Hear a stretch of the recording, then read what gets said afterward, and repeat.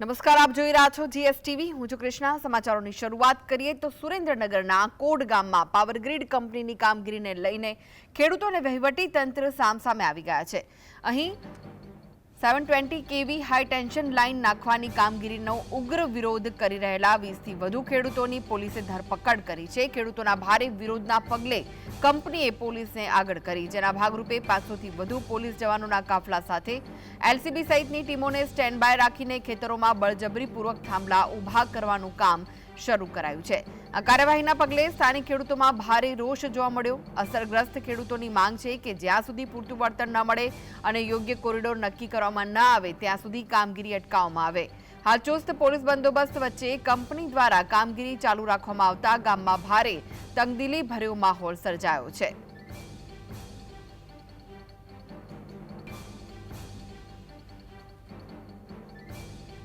તો આ વિશે વધુ માહિતી માટે જોડાઈ ગયા છે સંવાદદાતા ફઝલ। ખેડૂતોનો વિરોધ છે, તેમ છતાં પણ બળજબરીપૂર્વક આ કામગીરી ચાલી રહી છે, શું વિગતો છે? ખાસ કરીને કચ્છથી જે હાવડા સુધીની 720 kVની હાઈ ટેન્શન વીજ લાઈન નાખવાની કામગીરી છે તે હવે સુરેન્દ્રનગર આવી પહોંચી છે અને કોંડ ગામથી આ કામગીરીનો પ્રારંભ છે તે કંપની દ્વારા કરવામાં આવ્યો છે, પરંતુ ખેડૂતોને પૂરતું વળતર ન મળતું હોવાના કારણે અને કંપની દ્વારા જે કોરિડોરનું જે પાલન ન કરવામાં આવતું હોવાના કારણે ખેડૂતો દ્વારા વિરોધ નોંધાવવામાં આવ્યો છે અને કામગીરી બંધ રખાવવાનો પ્રયત્ન છે તે હાથ ધરવામાં આવ્યો છે।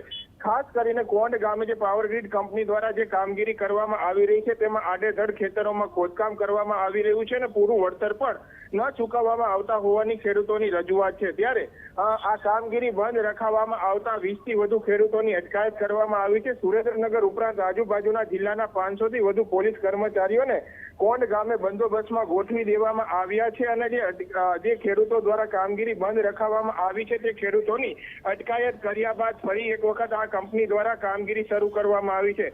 ખાસ કરીને ખેડૂતો દ્વારા વિરોધ નોંધાવવામાં આવ્યો છે। તેમના માલિકીના ખેતરોમાં કંપનીના જે અધિકારીઓ છે, કર્મચારીઓ છે તે ગેરકાયદેસર જેસીબી સહિતના મશીનો સાથે પ્રવેશ કરી રહ્યા છે અને બેફામ રીતે ખોદકામ કરી અને કિંમતી જમીન છે ત્યાં ખોદકામ કરી રહ્યા છે અને કિંમતી જમીન બરબાદ પણ કરતા હોવાનો ઘાટ સર્જાયો છે। ત્યારે પોલીસને આગળ કરી અને હવે કંપની દ્વારા આ કામગીરીનો પ્રારંભ કરવામાં આવતા ખેડૂતોમાં પણ રોષ છે। હાલમાં 20 ખેડૂતોની ધરપકડ કરી અને તેમને ધાંગધ્રા ખાતે લઈ જવામાં આવ્યા છે। ડીવાયએસપી તેમજ એલસીબી પીઆઈ તેમજ એસઓજી પીઆઈ સહિતનો સ્ટાફ છે તેનો પણ બંદોબસ્ત ગોઠવવામાં આવ્યો છે અને પ્રથમ તબક્કામાં 20 ખેડૂતની ધરપકડ કરી અને હાલમાં આ કંપનીની દાદાગીરી કરી અને કામગીરી શરૂ કરવામાં આવતા અન્ય ખેડૂતોમાં પણ રોષ ફેલાયો છે।